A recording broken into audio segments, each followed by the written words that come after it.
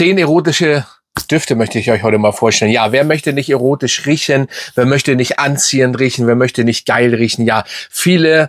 Und ich habe 10 ausgesucht. Da sind auch welche bei, wo ihr vielleicht nicht denkt, ist das erotisch? Für mich ja. Das ist immer Ansichtssache. Also erotische Düfte sind Ansichtssache. Und ich werde bestimmt noch ein zweites Video mal dazu machen, weil da gibt es natürlich mehr. Also mein Name ist Dennis, a.k.a. Fragrance-Talk aus Hamburg. So, dann fangen wir mal mit den ersten an. Und der kommt von Yves Saint Laurent und ist der La Nuit de l'Homme. Aber das Eau de Parfum. Yes, das Eau de Parfum. Und das ist ein natürlich sehr sexy, sinnlicher Duft. Nur hier ein bisschen mit Süße verfeinert. Ihr kennt das Original mit Kardamom und dieses leicht blumige, aber wirklich erotische. Also das Eau de Toilette ist ja schon eine Legende, was dieses als Date-Duft, als erotischen Duft durchgeht. Aber ich habe das Parfüm mal rausgeholt. Das hat eine gute Haltbarkeit, eine gute Sillage. Und ganz ehrlich, das ist ein Duft, der kommt richtig gut an. Nicht bei jeder, weil im Hintergrund vielleicht was mitschwingt durch die Süße, was viele nicht mögen. Aber sonst hat es ja trotzdem die DNA vom Eau de Toilette, nur eben mit Süße verfeinert. Also das finde ich nicht schlecht. Das Eau de Parfum eben auch mit guter Haltbarkeit von bis zu 8, 9 Stunden tatsächlich und auch eine sehr starke Sillage. Das muss bei denen erwähnt werden, weil das Eau de Toilette ja leider nicht mehr so der Fall ist. Aber ganz ehrlich, auch dort ist es wieder anders, dass Leute, die nicht so viel Düfte oder die überhaupt nicht so Düfte benutzen, ihr werdet noch nach 10 Stunden gerochen. Es ist einfach so. So. Der zweite Duft ist der Mazzocco in der Special Edition. Den habe ich rausgeholt in der Limit Special Edition, whatever. Und mit einem Samtflakon, wie ihr sehen könnt. Und hier haben wir einfach eine schöne cremige Orangenblüte, die so im Endeffekt nicht ein zweites Mal gibt, eine schöne spritzige Cremigkeit, dazu wie gesagt eine Orangenfüllung, Orangenblüte, whatever, dieses cremige ist sehr interessant und das gibt es so kein zweites Mal wirklich. Die DNA ist einmalig und das finde ich sehr cool, also sehr unique, also auch den müsst ihr sehen, ob ihr den vielleicht in einen Zug da bei Parfumo noch ergattern könnt. Ich finde den ein bisschen besser als das Original. Natürlich ist das Original, der Mazzocco, spritziger, so ein bisschen Blubberwasser, Sekt-Style. Das ist hier nicht drin, aber dafür ist diese noch geilere, cremige DNA besser vorhanden. Also wirklich nice gemacht. Ja. Der nächste kommt von MFK und ist der Apom. Das hier ist eine alte Version. So, es gibt die ja jetzt als neue Version. Ihr habt zwar nicht gleich die Kopfnote oder die DNA wie hier, also die DNA schon, aber noch ein bisschen anders. Aber spätestens nach einer Viertelstunde, 20 Minuten habt ihr diese DNA vielleicht nicht ganz so die Tiefe, weil das ist die erste Version. Hier steht auch noch Apom Pur Om. Dann gab es dieses nur Om, Apom Om, das wurde auch schon ein bisschen reformuliert, habe ich gehört. Und dann wurde er rausgenommen und jetzt kam er wieder. Aber das ist hier die alte Version. Aber allgemein diese DNA ist Erotik pur. Für mich ist das immer der, wie soll ich sagen, der beste Frühlingsduft, den es mitgibt. Der riecht so trocken, der riecht strohig, der riecht Orange-Feeling. Auch hier. Aber so ganz trockene Wüstenorange, ich erzähle euch gern das, was ich wirklich so wahrnehme, weil das macht's ja auch das aus im Endeffekt. Und das ist ein starkes Teil mit einer der besten. Und ich war traurig. Ich meine, ich habe so viel Düfte, ein Glück mache ich den nicht leer. Aber ich war schon traurig trotzdem und habe gesagt, wieso stellt er den denn ein? Den geilsten Duft mit. Na, hat er gemacht. Aber ja, was soll's. Es ist eben so. Aber jetzt gibt es ihn ja wieder und ihr müsst eben, wie gesagt, 20 Minuten ein bisschen warten. Aber dann habt ihr diese geile Apom-DNA. So, jetzt kommen wir zu einem Damenduft eigentlich. Aber den tragen Männer eben sehr viel. Viele Insider wissen jetzt, was kommt, ohne den gesehen zu haben. Es ist für mich oder für viele Männer der beste Vanilleduft ever. Aber für mich ist es im Endeffekt, es gibt so geile Vanilledüfte. Aber mit Abstand ist er da oben und da unten kommen die anderen. Egal wie gut sie sind. Weil es ist schon um ihn da nicht hinzusetzen, da müsste man so eigentlich schon auf die Fresse kriegen. Nein, ich will keine Gewalt hier, ne? Ist nicht die Lösung. Ich will nur sagen, im übertragenen Sinne der müsste Ärger kriegen, weil er gehört einfach dem. Es ist eine Legende, kommt von Gelöng, wie ich immer so schön sage, Gelöng, und es ist Shalimar. Ja, welcher Mann mag Shalimar nicht? Also ganz ehrlich, der schöne, geilste Vanilleduft mit einer Oldschool, natürlich, viele sagen Oma, DNA im Background, ist es auch ein bisschen, aber gerade das macht diesen Duft aus. Und ganz ehrlich, ich könnte wirklich sagen, wer diesen Duft nicht zu lieben lernt oder mag, der hat keine Ahnung von Düfte. Ja, ich lege mich weit aus dem Fenster. Bei Frauen bitte zurücknehmen. Also Frauen, fühlt euch nicht angesprochen, weil Frauen nicht unbedingt Vanille mögen. Nicht alle Frauen. Es gibt die Frauen, die lieben ihn, oder es gibt die Frauen, die hassen ihn. Das Zwischending gibt es nicht. Weil auch die Männer, die immer, wenn sie beim ersten Date zu Hause Vanillekerze anmachen, viele Frauen mögen keine Vanille. Lasst euch das mal gesagt sein. Das ist einfach so.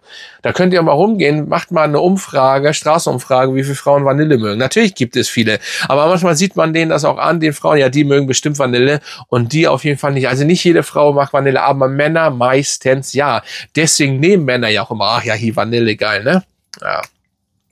Aber das hier, ja, dieses Altbacken in Anführungsstrichen, man riecht einfach die History hier raus, Alter.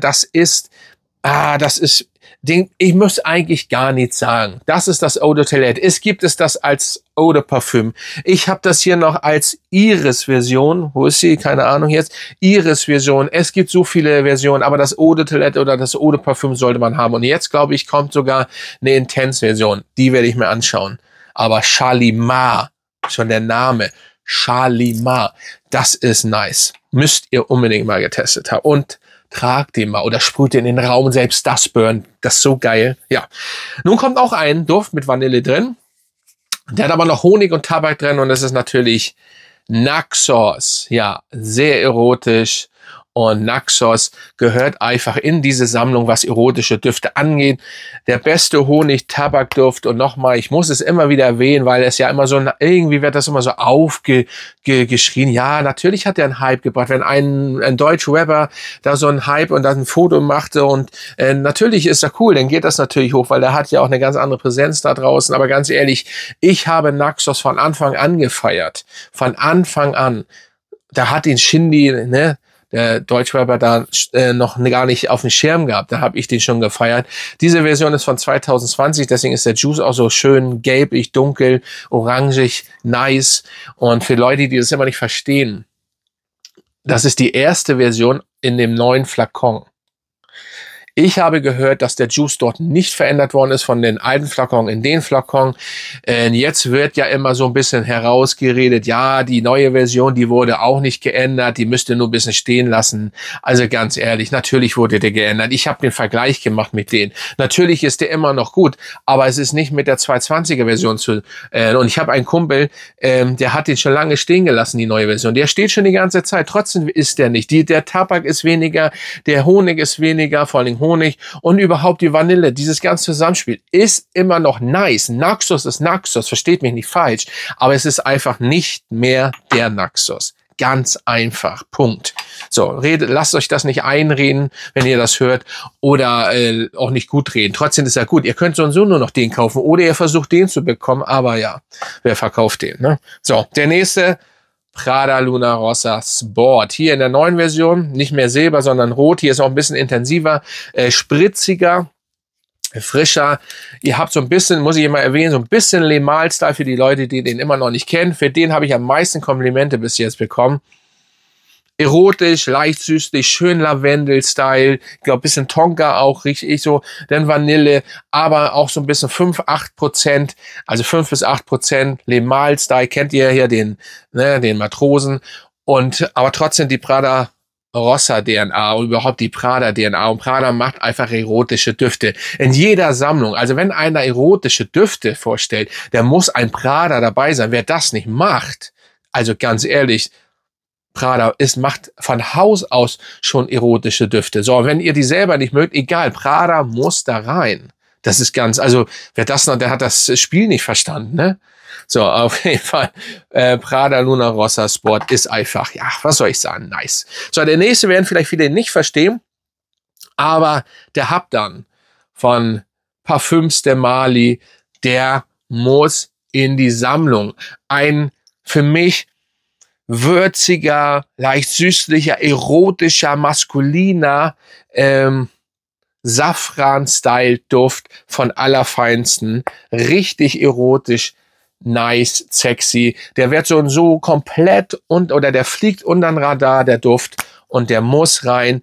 Wenn ich den jetzt hier sprühe, da kann einen schon einer abgehen. Das ist wirklich, ja, denn so eine leichte Ledernote, das, was ich so wahrnehme, was ich jetzt euch erzähle, denn diese Frische, aber ein Safran oder ein würziger, orientalischer, arabischer Duft im Endeffekt, der aber eine frische, maskuline Frische im Background hat, also habt dann unbedingt mal testen. Sieht aktuell übrigens ganz schwarz aus, so wie der Carly hier, so ganz schwarz, Silber, weil sie es geändert haben. Und ihr wisst ja, ich muss das auch noch mal erwähnen für Leute, die es nicht begreifen.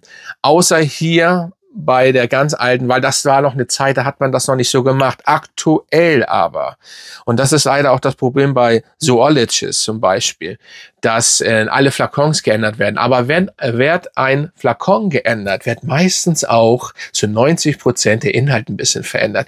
Das ist einfach Fakt oder Faktum, wie ich sage. So, habt dann testen. So. Ja, jetzt kommen wir zu den Eau de Toilette. Zu den Eau de Toilette, den wir als erstes vorgestellt haben, weil der muss auch trotzdem noch mal rein. La Nuit de l'Homme als Eau de Toilette. Ich habe ja erzählt, Kardamom, schöner Kardamom, erotischer, sexy Duft, hier in 200 ml. Und für die Leute, die meinen, die 200 ml, oh, so erotisch. Da hat Jeremy früher schon recht gehabt. Ich hatte ihn ja auch schon zu der Zeit getragen und vorher. Es gibt ihn ja schon lange. Das ist einfach Erotik in der Flasche. Und für die Leute, das ist eine 2019er Version, 200 ml, da wurde auch schon gesagt, der hält nicht, ja, 8 Stunden lang. Ich weiß nicht, was die Leute nicht halten. Vielleicht werden sie nicht festgehalten, aber der Duft, geil. Oh, ja, also ich habe ja schon das Eau de Toilette vorgestellt. Hier nur blumiger, frischer, mehr Kardamom-Style, aber in frisch, Erotik pur. Erotik pur. So, jetzt kommt der teuerste in der Reihe. Das ist auch Erotik pur, aber dafür muss man Geld ein bisschen überhaben. Blonde Amber von Clive Christian. Ja, einfach ein Amberduft mit mit schöner Würze drin. Und ja, ich will jetzt gar nicht so viel hier über diesen Duft labern. Entweder man findet den gut und man hat das ein bisschen über das Geld und holt sich den und hat einfach einen sehr erotischen, aber doch normalen, das muss erwähnt werden. Für einen 550 € Duft ist er doch noch ziemlich normal Duft. Das ist nice. Man kann natürlich auch günstige Alternativen kaufen, aber die Tiefe und das Hauptding und die meisten Alternativen sind frisch. Und trotzdem ist es nice. Das muss man schon sagen. Hat aber auch nicht die stärkste Sillage. Unbedingt Sillage jetzt nicht für einen selber. Und die Haltbarkeit schon gut. Die wird am Anfang vielleicht bei manchen auch nicht so gut sein. Aber doch, der hält über 13, 14 Stunden. Was ist denn los hier, Mensch, Doc? Und ja. Ach komm, es ist teuer, deswegen brauchen wir da nicht so viele, werden sich den wahrscheinlich nicht kaufen, aber Blonde Amber, wenn ihr mal was ausgeben wollt, wenn ihr was Erotisches haben wollt, aber denkt nicht, das ist kein sehr großer, komplexer Duft, aber denn doch trotzdem komplex in seiner Art und Weise, sehr nice. So, und zum Schluss, der 10. kommt, und das ist ein sehr würziger Tabakduft, der angelehnt ist an einen Tom Ford, ja. Und wenn ich da schon sage, angelehnt, Tabakduft, er ist angelehnt an Tabaco Vanille von Tom Ford. Eine Legende von mir, war lange mein Signaturduft, ganz früher, vor allen Dingen der Weihnachtsduft von mir. Aber Arabesque ist einfach besser jetzt hinten raus gemacht. So, weil dieses erotisch, was Arabesque hier hat, es ist nicht ganz so tabaklastig wie der Tom Ford, ne? Das muss man sagen. Es geht in dieselbe Richtung. Man hat die DNA schon. Man weiß, was das für ein Duft ist. Und ich will jetzt nicht, das Original brauche ich nicht, das steht da. Ich habe auch noch die Version ist so alt von Tabaco Vanille. Der ist mehr Honig, mehr Süße, mehr einfach harscher. Das ist genauso wie viele, im Endeffekt, Hier Tuscan Leather ist viel harscher. Das Original Tuscan Leather, danach wurden ja viele, dieses Leder, Himbeere, haben so viele nachgemacht. Aber so harsch wie der Tom Ford war keiner. Und hier ist das auch einfach abgerundeter, mehr sexy, besinnlicher, viel besser abgerundeter ist der Arabesque. Und wenn wir von diesen ganzen, der Deckel ist hier, ja, jetzt ist fest drauf. Wenn wir von diesen ganzen Durcheinander mit diesen ähnlichen Tabacco-Vanilledüften reden, wo einige das auch nachgemacht haben, der erotischste, sexy, süßliche, der nicht unbedingt weihnachtlich, auch nicht so wie eine Teestube riecht. Das Original riecht auch viel wie eine Teestube, finde ich. Dann müsst ihr euch den hier holen. Also richtig, eine Arabesque. Ne? Den habe ich so selten vorgestellt. Arabesque, ja. Also geil. Muss man wirklich sagen, gehört zu den erotischen Düften mit hinzu. So, ihr merkt, da gehe ich auf. Da wird noch ein Video dazu kommen, weil dafür gibt es so viele. So, Grüße gehen raus an meine Mitglieder. Wenn ihr Mitglied werden wollt, guckt unten, schaut den Button.